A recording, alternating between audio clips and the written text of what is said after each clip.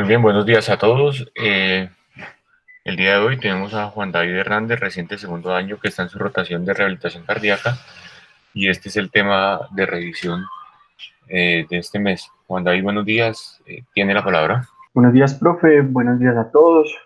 Vamos entonces a empezar con la presentación del día de hoy. Vamos a hablar sobre rehabilitación cardíaca en pacientes con COVID-19. El contenido de la charla, vamos a hablar un poco sobre las generalidades del virus y aspectos epidemiológicos. Posteriormente hablaremos de los factores de riesgos asociados a la enfermedad, de complicaciones generales y complicaciones cardiopulmonares más comunes presentadas en los pacientes con enfermedad moderada o grave asociada a la COVID-19. Y posteriormente hablaremos de los procesos de rehabilitación, dándole pues como un vistazo a la parte de la rehabilitación integral y enfocados un poco más sobre la rehabilitación cardíaca y pulmonar en estos pacientes. Y finalizaremos con algunas recomendaciones que tenemos en nuestro medio y unas conclusiones finales. Para empezar, es importante recordar que hay unas definiciones que nos van a enfocar o nos van a ubicar en el espacio frente a qué es una endemia, qué es un brote, qué es una epidemia, qué es una pandemia. Recordemos entonces que una endemia es algo que es perteneciente propiamente a un pueblo, a un país en particular, es decir, una zona muy localizada. Un brote va a estar asociado a un mayor número de casos esperados frente a esa endemia inicial, o también puede que haya un brote en otras zonas cercanas o contiguas a esa zona inicial, en donde puede haber una nueva área de contagio de alguna enfermedad. El problema de estos brotes es que si no se contienen, pueden llevar a una epidemia, en donde ya no va a ser una localidad o un pueblo en específico, sino que ya va a afectar una mayor área específicamente. Y ya una pandemia es cuando esa epidemia progresó y se extendió a varios países o a varios continentes, como la que estamos viviendo actualmente. En los últimos 20 años se han registrado diferentes epidemias virales, y dentro de ellas tenemos pues como la epidemia del SARS, la influenza asociada al H1N1 en el 2009, la epidemia del MERS, que fue en el 2012, y la que tenemos actualmente, que es la asociada a la COVID-19. Dentro de estas cuatro epidemias que hemos tenido en los últimos 4 años virales asociadas a virus respiratorios, vemos que tres de ellas son relacionadas con diferentes coronavirus. Recordemos que, por ejemplo, el SARS, el cual se presentó en el 2002, en el 2003, que inició en China, tuvo una mortalidad cercana al 10%, con 8.096 casos aproximadamente, y llegando a 32 países. Tuvo un R0 de 1.8 a 2.5. Recordemos que el R0 es el número de casos que son causados o que son contagiados por una sola persona. Entonces tuvo un R0 pues, de 1.8 a 2.5. El MERS, que fue en 2012, que inició en el Oriente Medio, tuvo un total de 2.494 casos, con una mortalidad cercana al 34%. Tuvo un compromiso en 37 países, pero tuvo un R0 de 0.3 a 1.03. Y finalmente la que estamos viviendo, la pandemia que estamos viviendo en el momento, es la asociada al SARS-CoV-2, que causa la enfermedad social COVID-19. Recordemos que el primer reporte se hizo el 31 de diciembre en China. Ya se habían reportado pues a principios de diciembre algunos casos de neumonía de origen desconocido.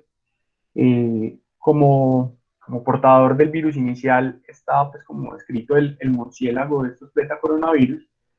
Se dice que el hospedero intermediario fue el pangolín, que es un mamífero escamado. Eh, Sin embargo, pues esto está todavía dentro de las hipótesis no comprobadas. Y que este tuvo un contacto directo pues como con el humano para causar la enfermedad del COVID-19. Está teniendo una mortalidad del 6.5%, ya ha tenido compromiso en los 5 continentes y más o menos el R0 caracterizado para esta enfermedad es de 2.2 a 3.58. La epidemiología al día de hoy, en total tenemos 29.607.590 casos a nivel global. vemos cómo Colombia se ubica en el sexto lugar de los países con mayor número de casos, con 728.590. A nivel global tenemos una mortalidad de 935.871 personas. Sin embargo, en esta lista estamos ubicados como país en el puesto 11. Estos son los datos actualizados hasta el día de ayer en nuestro país. Como ya dijimos, un total de 728.590 pacientes. Tenemos activos 95.787 y un total de muertes de 23.288.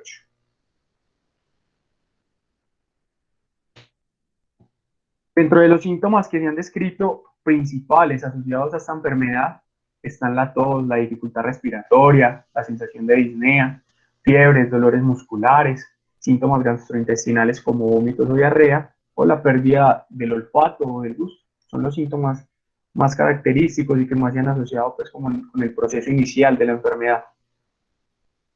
Recordemos que la enfermedad en general va a tener un compromiso leve o incluso asintomático en la mayor parte de la población. Cerca del 81% de las personas infectadas van a estar localizadas en este grupo. Ya hay una enfermedad moderada grave que posiblemente van a requerir un proceso de hospitalización, está el 14% de la población y el 5% van a desarrollar una enfermedad grave o crítica que posiblemente van a requerir de un manejo en unidad de cuidados intensivos y de soporte ventilatorio. Esta es la cronología como tal de después de la infección. Se dice que aproximadamente vamos a tener 5 días de incubación del virus, en donde el paciente va a estar asintomático. Posterior a esto van a empezar los síntomas iniciales como la fiebre, la tos, la fatiga, las mialgias, los síntomas gastrointestinales, la pérdida del olfato y del gusto. Y a los 7 días de haber iniciado los síntomas es que van a empezar a aparecer los síntomas asociados a las vías respiratorias inferiores o a las complicaciones más descritas. Entonces, más o menos en el día 7 va a aparecer la disnea en el 40% de los pacientes que son sintomáticos y este 40%, el 20% al día 10 van a desarrollar una enfermedad grave o crítica que van a requerir de un manejo hospitalario. En cuanto a los factores de riesgo, tenemos este metaanálisis, esta revisión sistemática, en donde se incluyeron 3 estudios con un total de 3.027 pacientes infectados por el SARS-CoV-2, en donde evaluaron diferentes aspectos fundamentales en el riesgo de desarrollar una enfermedad crítica o mortalidad en estos pacientes. Uno de los principales hallazgos fue que uno de los principales factores de riesgo es que la mayor parte de la población es mayor de 65 años. Este dato fue concordante en la mayoría de los estudios realizados. Adicionalmente, se encontró que los hombres tienen un mayor factor de riesgo para desarrollar enfermedad crítica o mortalidad. Y adicionalmente, en los estudios en donde incluyeron el consumo de tabaco, también se demostró que este se comporta como un factor de riesgo importante para desarrollar enfermedad grave y mortalidad.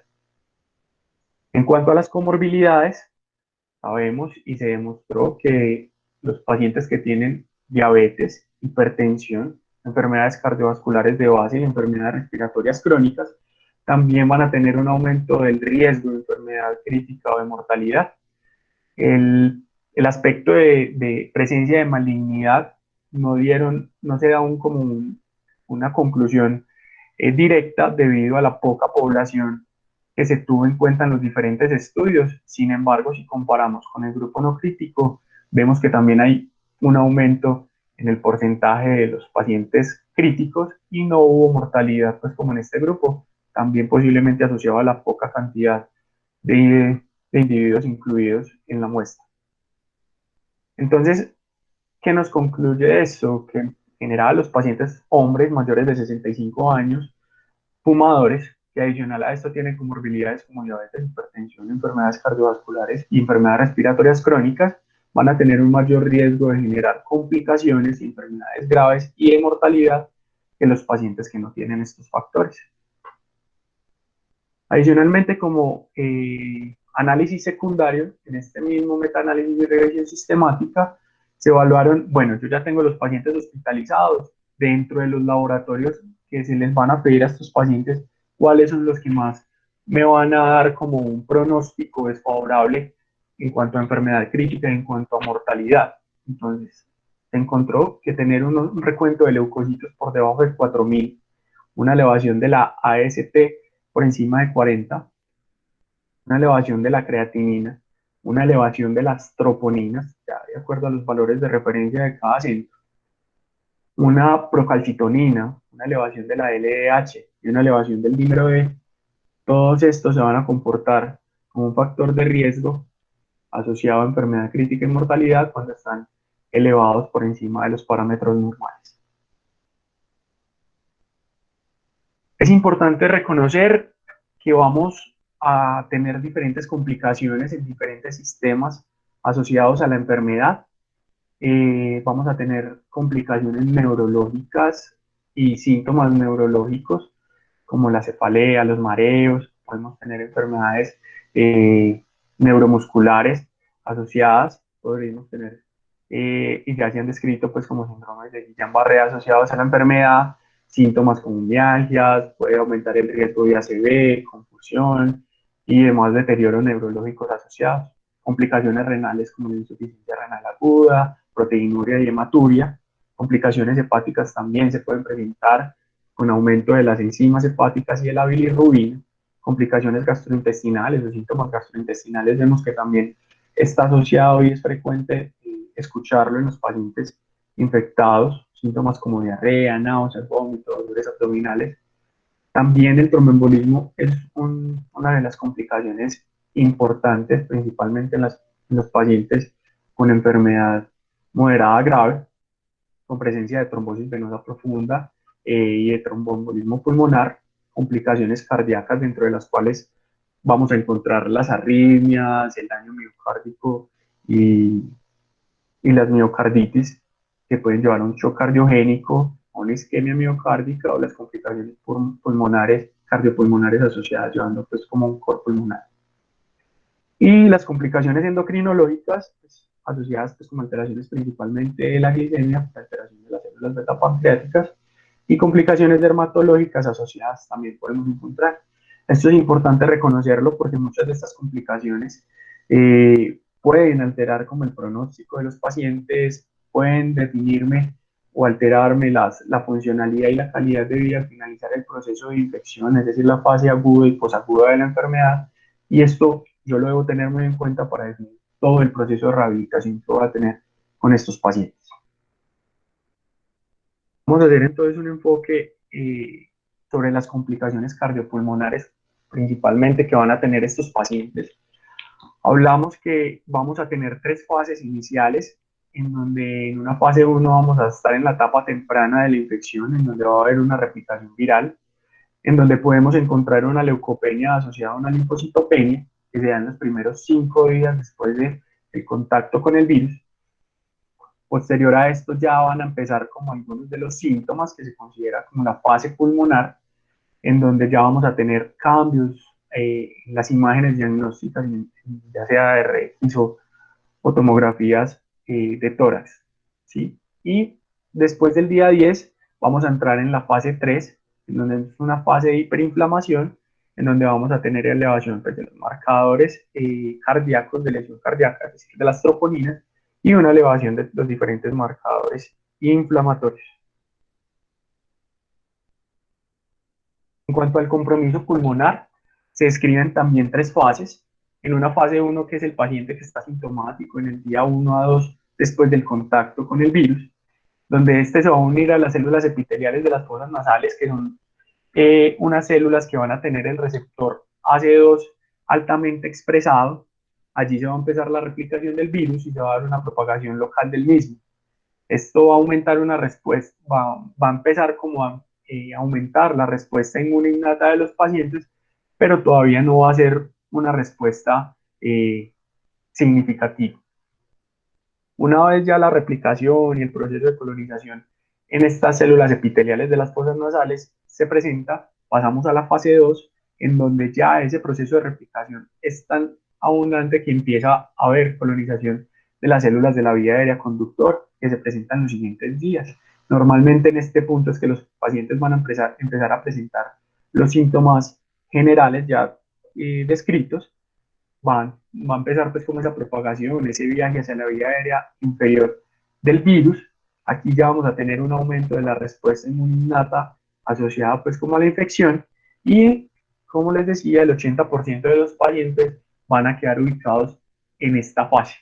El 80% se autolimita en este punto y no van a desarrollar una enfermedad grave que ya estaríamos pasando a la fase 3, en donde se va a presentar hipoxia, cambios en las radiografías con el patrón en vidrio esmerilado, progresión a síndrome de dificultad respiratoria aguda. Podemos encontrar los cambios radiológicos y cambios en el patrón ventilatorio.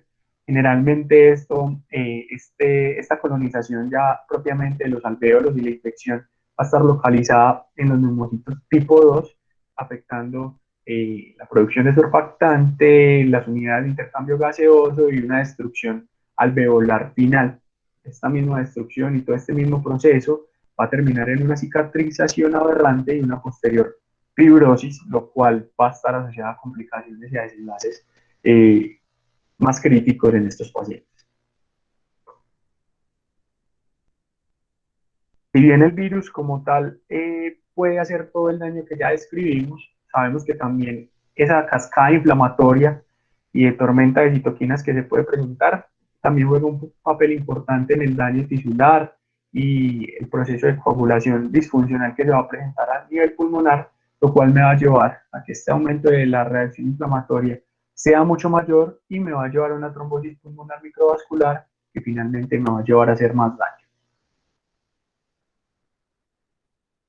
Estas son unas imágenes pues como características de estos pacientes en donde vemos pues como el patrón opacidades en vidrio esmerilado tanto en la radiografía de tórax como en la tomografía, diferentes opacidades, lo cual nos habla pues como de este proceso de complicación.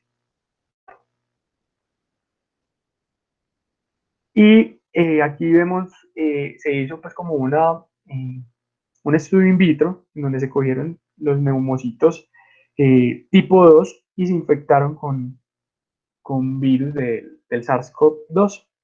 Estas células vemos cómo están infectando y se están replicando al nivel, pues, al interior del neumocito y posteriormente a nivel de las células ciliadas en la parte extracelular empiezan pues como a hacer la reproducción y a salir de la célula por medio de vacuolas. Una vez ya tengo el paciente en esta fase 3, tengo el riesgo, la principal complicación es que se desarrolle un síndrome de dificultad respiratoria aguda. Este se va a definir como la aparición de infiltrados bilaterales asociados a una hipoxemia, que es grave, y que me va a generar un edema pulmonar que no va a ser explicado por una insuficiencia cardíaca o una sobrecarga de líquidos. Para clasificar el síndrome de dificultad respiratoria aguda tenemos un parámetro muy importante que es la PAPI. Cuando está entre 200 y 300 hablamos de una enfermedad leve, cuando está entre 100 y 200 hablamos de moderado y cuando está menor a 100 hablamos de un síndrome de dificultad respiratoria aguda grave. Aquí tenemos que entrar pues como a esta definición que se nos da sobre COVID grave, que es la presencia de disnea asociada a una frecuencia respiratoria, una taquipnea por encima de 30 por minuto, una disminución de la saturación de oxígeno por debajo del 93% y que tenga una PAFI por debajo de 300 y que tenga infiltrados en más del 50% del campo pulmonar dentro de las 24 a 48 horas después de haber iniciado con los síntomas. Y hablamos de enfermedad crítica, ya cuando el paciente tiene una insuficiencia respiratoria que requiere soporte ventilatorio, está en un choque séptico y de disfunción multiorgánica. Estos pacientes van a corresponder al 5% aproximadamente del total de las personas infectadas. En cuanto a los mecanismos de daño cardíaco, tenemos tres vías importantes. Una vía está asociada como a todo el fenómeno de hiperinflamación que va a terminar pues como en afectación también de los miocardiocitos.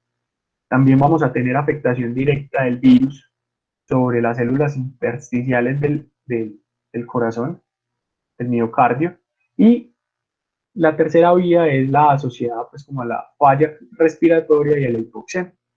Dentro de las complicaciones cardíacas más usuales a encontrar, uno va a ser lesión cardíaca determinada pues, por elevación de los biomarcadores, presencia de arritmias, síndromes coronarios agudos y fallas cardíacas, ya sea con fracción de eyección preservada o reducida. Este es un reporte de caso realizado en Lombardía, Italia, en donde un paciente de 69 años que inició con disnea, con tos persistente y debilidad de 4 días de evolución, requirió ser hospitalizado por la disnea. Una vez en la estancia hospitalaria se le evaluaron marcadores inflamatorios y marcadores de lesión cardíaca con las troponinas con elevación de las mismas. Posteriormente, este paciente hizo una dificultad respiratoria, hizo un shock cardiogénico, requirió un manejo con ventilación por membrana extracorpórea y ventilación mecánica, y posteriormente, a los 5 días, tuvo una buena recuperación, logró el destete del soporte ventilatorio. Sin embargo, a los 12 días, el paciente tuvo una recaída de su estado basal y se demostró que tenía una neumonía asociada por gram negativos, la cual desencadena la muerte. Dentro de la necropsia de este paciente se realizó una biopsia endomiocárdica en donde vamos a ver, pues como en esta imagen, el patrón inflamatorio y la presencia de algunos macrófagos o marcadores de inflamación asociada al SARS-CoV-2 en cuanto a las células miocárdicas. Y lo que más llamó la atención fue la presencia del virus dentro de las células intersticiales del miocardio, lo que nos explica esa segunda vía que mencionábamos ahorita, que es el daño directo asociado al virus. En cuanto a la fisiopatología, bien sabemos que el ACE2 se va a comportar como el receptor principal para el virus, asociado pues como una proteína transmembrana. Una vez el virus es reconocido por este receptor, va a ser introducido como a la célula, donde se va a dar el proceso de replicación viral. Allí, una vez se hace el proceso de replicación, ya se va a envolver en una vacuola para ser extraído a través de la membrana celular y generar su proceso de infección de las células contiguas. ¿Por qué es importante este receptor? Este receptor va a jugar un papel muy importante en la regulación del eje renina-angiotensina. En la imagen de la izquierda vemos, por ejemplo, cómo los pacientes que están infectados por el SARS-CoV-2 van a tener una expresión limitada del AC2 porque este receptor va a estar ocupado principalmente por el virus, entonces va a tener una mayor presencia pues, de la angiotensina 2.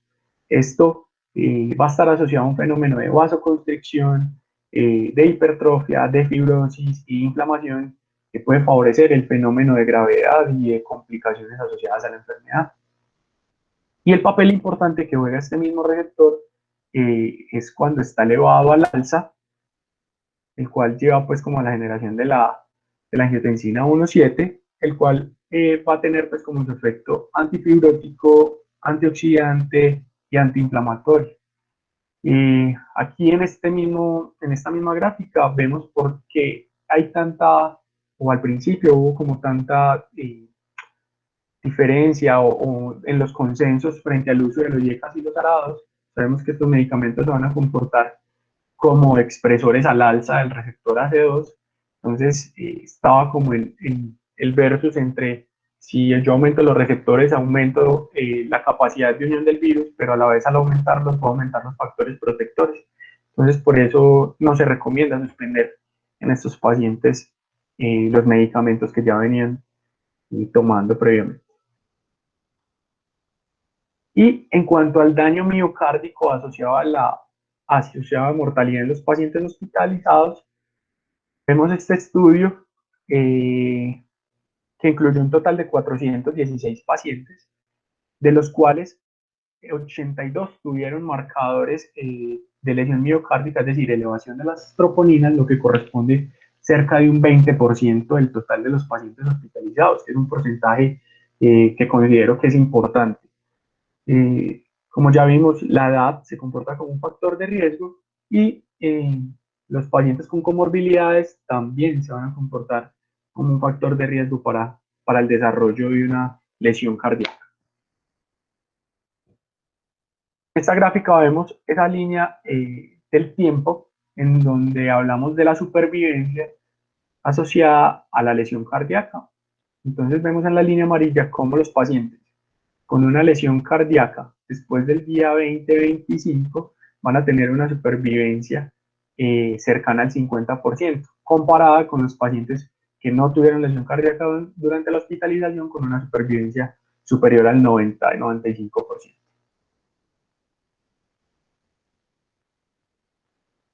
Dentro de los consensos y de las evaluaciones que se han hecho con respecto a las complicaciones cardíacas, vemos pues que una de las complicaciones iniciales son los síndromes coronarios y la alta asociación que ya vimos de marcadores de lesión cardíaca asociadas al COVID que se presenta en cerca del 20% de los pacientes.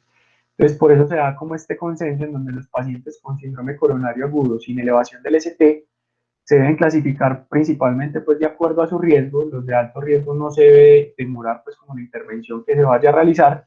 Sin embargo, en los otros tres grupos, previo a la intervención, se debe realizar como una tamización para el SARS-CoV-2 con el objetivo de determinar cuál va a ser el centro hospitalario o el manejo más adecuado de estos pacientes, porque no todos cuentan con la infraestructura para poder atender este tipo de pacientes. Y en cuanto al síndrome coronario con elevación del ST, tampoco la idea es retrasar pues como todas las intervenciones que se vayan a realizar. Sin embargo, dicen, si usted tiene algún espacio para la toma de muestra o el paciente es altamente sospechoso de enfermedad por el SARS-CoV-2, tome la prueba inmediatamente y remítale a un centro hospitalario que tenga la capacidad de atender a estos pacientes con la infección. Una vez ya vimos las complicaciones generales asociadas al virus y las complicaciones cardiopulmonares también asociadas al virus, es importante también tener en cuenta este fenómeno del síndrome post-cuidados intensivos, que también va a jugar un papel importante en el pronóstico, en la funcionalidad y en la calidad de vida de los pacientes una vez pasen la etapa aguda de la enfermedad. Entonces vemos que el síndrome post-cuidados intensivos va a tener un compromiso en el área cognitiva, en el área psicológica y en el área física, que pueden terminar afectando, pues como ya dijimos, los diferentes desenlaces en estos pacientes. En cuanto a la rehabilitación cardiopulmonar, sabemos que en general el propósito de esta rehabilitación en los pacientes con COVID va a ser mejorar los síntomas de la disnea, aliviar la ansiedad, reducir las diferentes complicaciones, minimizar la discapacidad y mejorar la parte de la función y la calidad de vida, lo cual deben ser como esos pilares en nuestros objetivos. Entonces vamos a tener diferentes escenarios, ¿cierto? No es lo mismo un paciente que está hospitalizado en una unidad de cuidados intensivos, con un tubo inconsciente, a un paciente que está ambulatorio con una enfermedad leve. Entonces, en general, ¿qué se recomienda dentro de la rehabilitación integral en estos pacientes? En la fase aguda, en los pacientes que están hospitalizados en una unidad de cuidados intensivos, la idea es que una vez los parámetros ventilatorios y hemodinámicos no lo permitan y sea seguro tanto para el paciente como para el evaluador, empezar con un proceso de movilización temprana, iniciando pues como con una movilización pasiva y progresando a una movilización activa asistida en algunos pacientes de acuerdo a su estabilidad. Enseguida vamos a ver algunos parámetros que son importantes, que nos van a definir en qué pacientes podemos realizar esta movilización temprana, en qué momento la debemos interrumpir o en quienes no, en quienes se contraindica esta movilización. En el paciente hospitalizado no crítico, vamos a tener un protocolo en donde vamos a empezar con un proceso educativo. Sabemos que la rehabilitación como tal tiene que ir acompañada siempre de un proceso educativo. Si el paciente no tiene como esa introspección de su enfermedad, de su condición y de los diferentes factores de riesgo a modificar, es muy difícil lograr una adherencia al proceso de rehabilitación.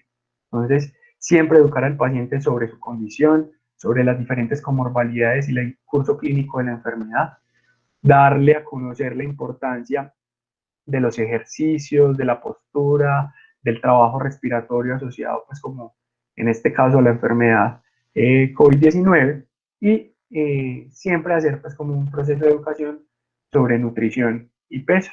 Aquí quiero resaltar que la parte de la obesidad, que no la mencionamos inicialmente en los factores de riesgo, también juega un papel importante dentro de las características clínicas. Principalmente es así como el factor de riesgo más importante que se ha encontrado en los pacientes jóvenes que han desarrollado una enfermedad crítica o una enfermedad que ha requerido una hospitalización o mortalidad.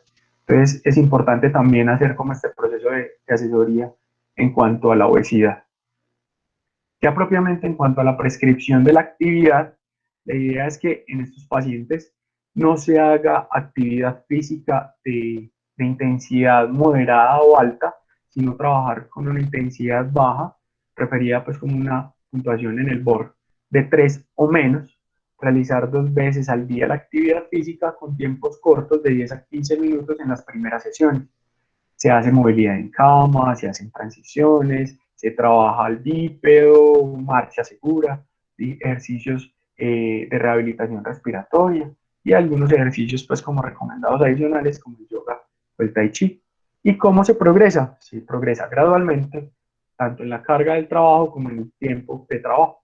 La idea es que ya una vez el paciente esté estable, ya llevemos por lo menos 1 o 2 semanas de trabajo en una baja intensidad, la idea es ir progresando, trabajar una moderada intensidad con un borde 4 y 6, con un tiempo aproximado de 30 a 45 minutos. Cada, cada 2 a 3 sesiones vamos aumentando. La intervención psicológica también va a ser muy importante. Siempre asesorar sobre el apoyo social y fomentar pues como esa comunicación con el soporte familiar para estos pacientes es muy importante. Y si es necesario, pues solicitar el apoyo por parte de psiquiatría. Y el trabajo de limpieza de las vías respiratorias o la higiene de la expectoración. La idea es trabajarla o enseñarla para realizarla en un recipiente cerrado para evitar la aerosolización del esputo y de trabajar diferentes técnicas de limpieza de las vías respiratorias según sea necesario. Bien sabemos que en general estos pacientes no van a desarrollar una tos húmeda o un proceso húmedo de la infección, sino que va a ser más bien seco, pero en los pacientes que lo desarrollen es importante pues como trabajar. Y en el paciente ambulatorio volvemos a lo mismo, el fenómeno de la inadherencia a los programas de rehabilitación es muy importante, por lo que la educación juega ahí un papel vital, eh, explicándole al paciente su condición y las diferentes comorbilidades a tratar. La idea es fomentar en estos pacientes todos los hábitos de vida saludables, sueño, hidratación, nutrición, actividad física, ¿sí? Y ya en cuanto a las recomendaciones de actividad física, igualmente. La idea en estos pacientes en la etapa aguda no es trabajar con ejercicios de moderada, alta intensidad, es trabajar con ejercicios de baja intensidad, con una frecuencia de 1 a 2 veces al día, 3 a 4 veces por semana con corta duración, e ir progresando tanto en el número de sesiones como en el tiempo. ¿Qué ejercicio se recomienda? Caminar, bicicleta estática, de acuerdo a lo que tenga el paciente disponible en su hogar y tratar de acomodar esto, pues como las recomendaciones de intensidad que ya dijimos. Y la progresión va a ir aumentando cada 2 o 3 sesiones después de las 2 primeras semanas del ejercicio de baja intensidad, progresando hasta lograr un borde 4 a 6 con una duración total de 30 a 45 minutos de actividad. La intervención psicológica, como ya lo dijimos, el trabajo de la limpieza de las vías respiratorias en recipiente cerrado para evitar la aerosolización y ejercicios pues como de tos fuerte como método de limpieza de las vías respiratorias y los ejercicios de respiración que se pueden empezar a hacer en estos pacientes. Entonces empezarán a generar pues como todas las técnicas de respiración diafragmática, la respiración con labio fruncido, hacer contracción abdominal activa, trabajar esto de 2 a 3 veces al día, casi que diario, todos los días a la semana, con una duración de 10 a 15 minutos por sesión e ir progresando hasta trabajar de 30 a 60 minutos. En este consenso también se dan pues como algunas recomendaciones en cuanto a la rehabilitación cardíaca, donde nos tienen en cuenta los pacientes que tengan algún tipo de secuela cardíaca. Dentro de las recomendaciones que se dan en este consenso es siempre evaluar como las secuelas independientemente de la gravedad para definir si es necesario solicitar algún tipo de ayuda complementaria y definir cuál va a ser mi prescripción del ejercicio o la rehabilitación que yo debo tener en estos pacientes. La idea es que los pacientes que desarrollaron una miocarditis como una de las complicaciones asociadas a la enfermedad deberían tener un periodo de reposo y de actividad de baja intensidad como prevención de falla cardíaca y de complicaciones. Esto debe ser por un tiempo individualizado de acuerdo a la condición clínica del paciente y al seguimiento que se le debe hacer. Si el paciente tuvo una miocarditis y va a regresar a una actividad de alto nivel deportivo o el paciente se dedica a construcción o tiene una actividad, una ocupación físicamente exigente, la idea es que este paciente debe conservar por lo menos un periodo sin actividad física exigente de 3 a 6 meses y hacer un seguimiento continuo que una vez, pues si el paciente tiene los estudios de control normales, este tiempo puede disminuir. La idea es seguir a estos pacientes por lo menos por 2 años. Y en cuanto a la prescripción del ejercicio, también nos dan unas recomendaciones y es que en los pacientes post-COVID que requirieron oxigenoterapia o que presentaron una leucopenia asociada a una linfopenia, se deben buscar asociaciones de complicaciones pulmonares y alteraciones en las pruebas de función pulmonar. Se dice que aproximadamente a los 3 meses, gran parte de los pacientes que estuvieron hospitalizados y que requirieron soporte ventilatorio van a tener alteraciones de las pruebas de la función pulmonar al evaluar por espirometría con un patrón restrictivo predominante.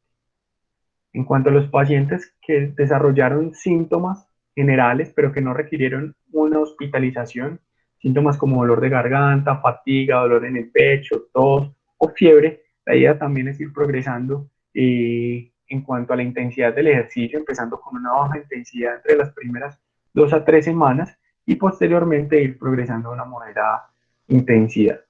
En los pacientes que desarrollaron síntomas muy leves o que se consideraron asintomáticos, la idea es hacer por lo menos 7 días de actividad de baja intensidad como prevención y posteriormente aumentar la intensidad del ejercicio.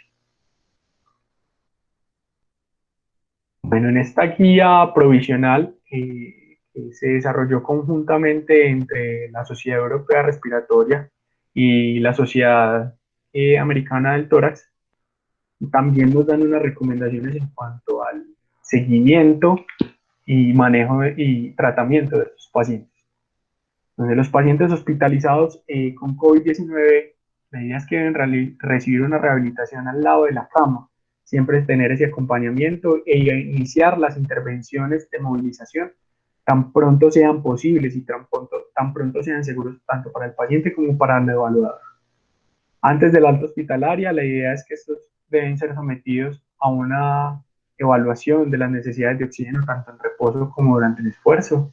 Sabemos que durante una hospitalización el estado en reposo nos puede dar una falsa percepción de ese fenómeno de saturación y una vez el paciente empiece con algo de actividad física, incluso con los fenómenos de transferencia, se pueden desaturar fácilmente. Entonces esto es importante siempre evaluarlo antes del alta.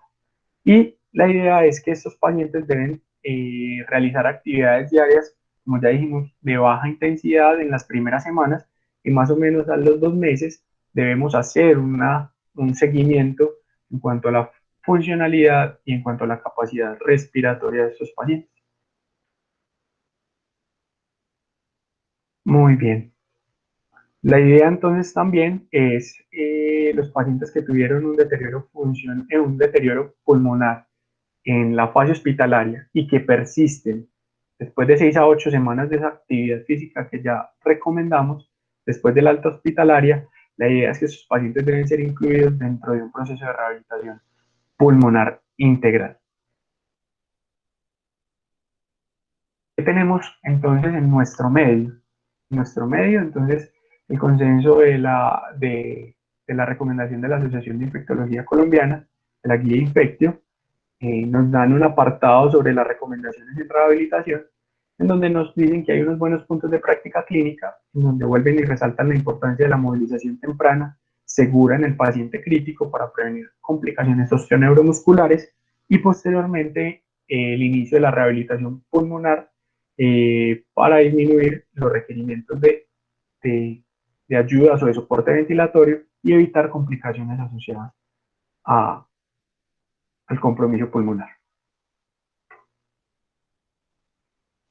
Y este manual, en cuanto a la prevención y el manejo del desacondicionamiento físico, también nos da unas pautas importantes en donde tuvo participación la Asociación Colombiana de Medicina Física y Rehabilitación, en donde se nos dan algunas contraindicaciones para esa movilización del paciente. Entonces, dentro de las contraindicaciones relativas, pues los pacientes que tengan un bajo nivel de conciencia, que tengan fracturas inestables, que tengan catéteres sin fijación, que tengamos riesgo que con esa movilización se vayan a salir, o que tengan una inestabilidad neurológica, se consideran pues como dentro de las condiciones relativas, contraindicaciones relativas.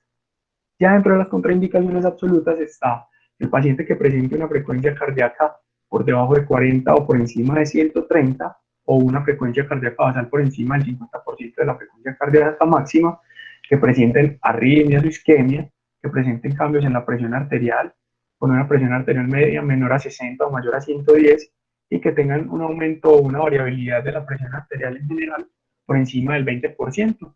En este momento no vamos a hacer ningún tipo de movilización. Si el paciente tiene una saturación por debajo del 90, si tiene una frecuencia respiratoria menor a 5 o mayor de 40 o mal patrón ventilatorio, si no tiene, pues como dependiendo de la alteración del estado de conciencia, esto también va a jugar un papel importante para definir a quiénes vamos a poder movilizar y a quiénes no. Si el paciente está febril, tampoco lo vamos a movilizar. Y si los parámetros ventilatorios también van a estar alterados, la idea es no realizar la actividad de movilización temprana. En los pacientes que tampoco puedo asegurar la vía aérea, los que están requiriendo dosis altas de inotrópicos, que tengan una hemoglobina por debajo de 7 o parámetros eh, hemáticos alterados, cambios a nivel de la glucosa, los pacientes que tengan dolor, en los ambientes que no sean seguros para los pacientes o para el evaluador. Y cuando no se obtenga el consentimiento de los pacientes, pues tampoco vamos a realizar esta movilización. ¿Cuáles son los beneficios de la movilización temprana en el paciente hospitalizado? Uno, va a disminuir el tiempo en UCI, incluso con una disminución de hasta 3 días aproximadamente, reduciendo el tiempo de ventilación mecánica, va a disminuir el tiempo de hospitalización general hasta en 6.5 días. En cuanto a la funcionalidad, me va a favorecer la independencia funcional. En el momento del alta hospitalaria, el 59% de los pacientes que fueron sometidos a esa movilización temprana fueron más funcionales y más independientes comparados con los que no recibieron la movilización temprana. Mejoría de la marcha y de la seguridad y disminución del riesgo de caídas, y mejoría de la calidad de vida a largo plazo. En cuanto a los efectos benéficos para la salud de la movilización temprana, tener en cuenta la mejoría de la función pulmonar, la mejoría de la disnea, el trabajo de los músculos respiratorios y de las extremidades.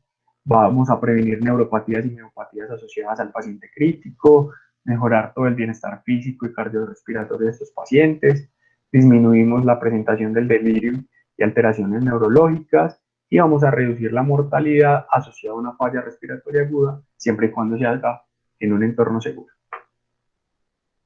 ¿En qué momento debo suspender esa movilización en caso de que se llegue a presentar alguno de estos parámetros? Entonces, si yo tengo un aumento más del 10% de la frecuencia cardíaca respecto a la basal, o una variación más del 20%, como lo habíamos dicho ahorita, en la presión arterial sistólica, debo suspender el ejercicio. Si yo tengo una disminución de más del 4% de la saturación, o esta me cae por debajo de 90, o disminución de la PAFI, también debo tener que suspender inmediatamente la movilización. O si ya tengo pues, signos, cambios electrocardiográficos como presencia de arritmias o inestabilidad hemodinámica o signos de isquemia, debo suspender también la actividad. Dentro de este manual se clasifican los grupos en 5 grupos, de acuerdo a la funcionalidad, el estado de conciencia, escala de fragilidad, función respiratoria, en donde vamos a clasificar los pacientes, pues entonces en 5 grupos, como lo había dicho. El grupo A es el paciente que va a estar inconsciente, donde vamos a trabajar movilidad pasiva y posicionamiento articular 3 veces al día, con un set de 5 movimientos por articulación y trabajar con un posicionamiento de semisentado, idealmente a 45 grados. Recordemos todos los parámetros ventilatorios y hemodinámicos deben estar completamente normal para poder yo realizar este tipo de actividades. En estos pacientes la idea es utilizar el mínimo de dispositivos para disminuir el riesgo de contaminación y no realizar en la fase aguda del paciente crítico con COVID-19 ejercicio con cicloergómetro pasivo. Es decir, en este momento todavía no vamos a empezar pues como con un ejercicio como tal que me implique la parte aeróbica. En el grupo B están los pacientes que ya están conscientes, que pueden colaborar, pero que tienen una debilidad marcada, caracterizada con una flexión de codo que va a ser menor a 13. En estos pacientes la idea es trabajar cambios posicionales en cama, intentar llevar a la posición sedente y mantener así sea con apoyo en esta posición, trabajar equilibrio en esa misma posición y empezar con algunas actividades de fortalecimiento muscular mediante movilidad activa. Aquí tampoco vamos a recomendar el uso de cicloergómetro en la fase aguda en estos pacientes. En, en el grupo C ya van a estar los pacientes que me van a tener un poquito más de fuerza, ya logran este fenómeno de flexión de codo, pero todavía no tienen la suficiente fuerza como para trabajar bípedo y marcha. Entonces en estos pacientes vamos a trabajar mucho la actividad excedente, se va a trabajar ejercicios de fortalecimiento muscular, principalmente de miembros inferiores para poder empezar ejercicios en bípedo y con marcha. La idea también es trabajar el equilibrio y ya aquí podemos empezar con el uso del cicloergómetro, realizado 20 minutos, más o menos en ejercicios de intervalos de 7, 10 minuticos, repartidos los 20 minuticos de trabajo y trabajarlo de 3 a 5 veces a la semana.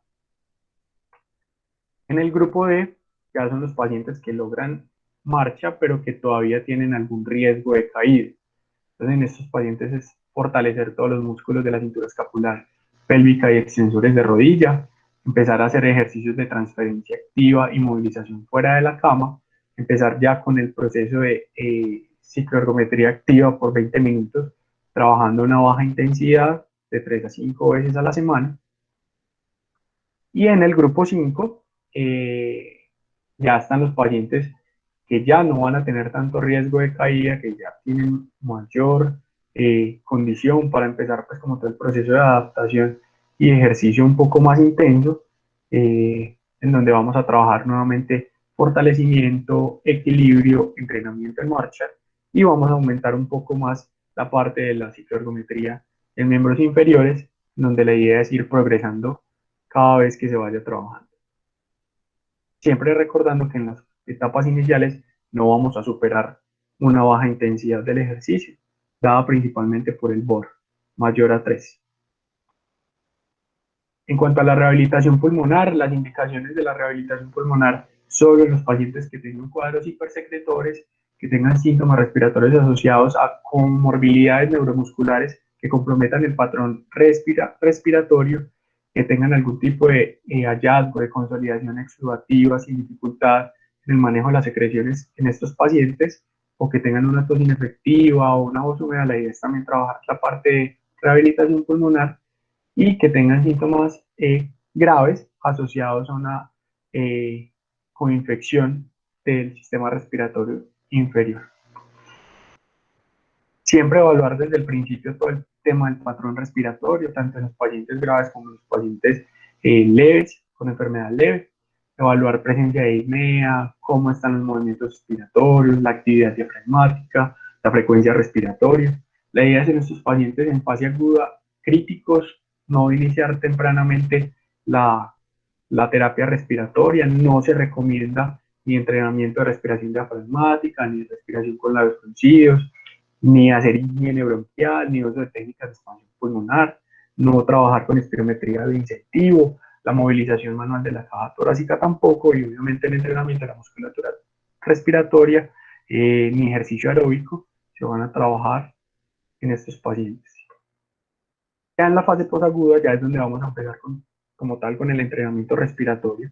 Ya una vez el paciente está estable, vamos a trabajar por sesiones cortas de 10 minutos 2 veces a la semana, en donde vamos a trabajar movimientos de expansión torácica, respiración diafragmática, eh, lenta, profunda, para favorecer pues como tal ese fortalecimiento del diafragma para mejorar en sí la relación ventilación-perfusión. Estos son algunos de los ejercicios recomendados en donde trabajamos ejercicios de fortalecimiento y de movilidad cervical, escapular y de hombros, y donde vamos a trabajar todo el tema de la respiración diafragmática. Ya para finalizar, entonces, algunas de las conclusiones importantes de esta revisión es que en todos los pacientes debe realizar una evaluación individualizada para definir la mejor ruta de rehabilitación, entendiendo y comprendiendo las diferentes complicaciones que pueden presentar estos pacientes en todo el desarrollo de la enfermedad y posterior a la misma. Aún falta mucho por conocer de las posibles secuelas asociadas a la enfermedad. Vimos que la mayoría de las recomendaciones en rehabilitación son dadas por consensos o por recomendación de expertos. Sin embargo, todavía no tenemos una guía clara, definitoria de cuál es el proceso en cuanto a la rehabilitación cardíaca, fase 1, fase 2 y fase 3 en estos pacientes. La idea es siempre evaluar los riesgos de las actividades que se vayan a realizar, tanto para el paciente como para el evaluador. La movilización temprana segura es uno de los pilares fundamentales en el proceso de rehabilitación en toda esta fase aguda, y la idea es retomar la actividad física de forma segura, lenta, gradual y escalonada para evitar riesgo de complicaciones, y saber que estamos trabajando de forma grupal y debe ser pues como una atención interdisciplinaria con apoyo de terapia física, terapia ocupacional, fonoaudiología y terapia respiratoria, acompañando pues como todo el grupo de fisiatría para el manejo interdisciplinario en cuanto a la rehabilitación de estos pacientes. Muchas gracias.